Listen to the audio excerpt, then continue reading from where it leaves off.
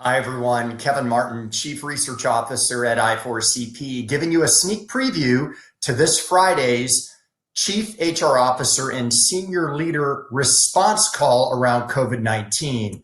Many of you have taken part in our calls so far. We've had an incredible series of guests. You can see from the logos of the companies, the Chief HR Officers that have shared their ideas and their strategies and answered all of our questions and your questions on the left-hand side.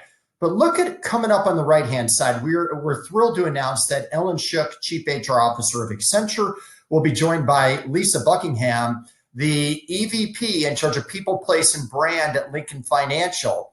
Why those two and why now? Here's why. We've been seeing, and this COVID pandemic has really been an ultimate test of organizational agility and resilience. And the Chief HR Officer has had to demonstrate that in spades.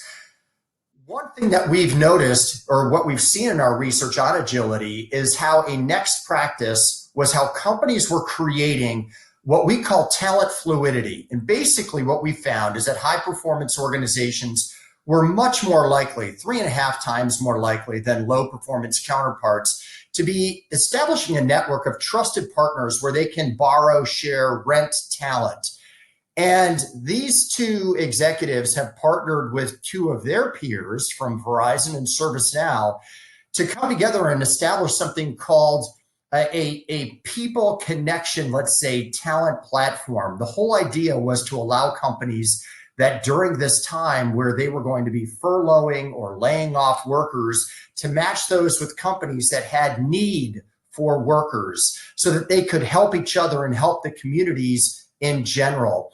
And they've done a tremendous job. In fact, in just 14 days, they've established this platform and they've had all kinds of great companies already sign on to be participants in this initiative. So we're going to be talking about that on this week's call. Also, we're going to continue on with return to work strategies.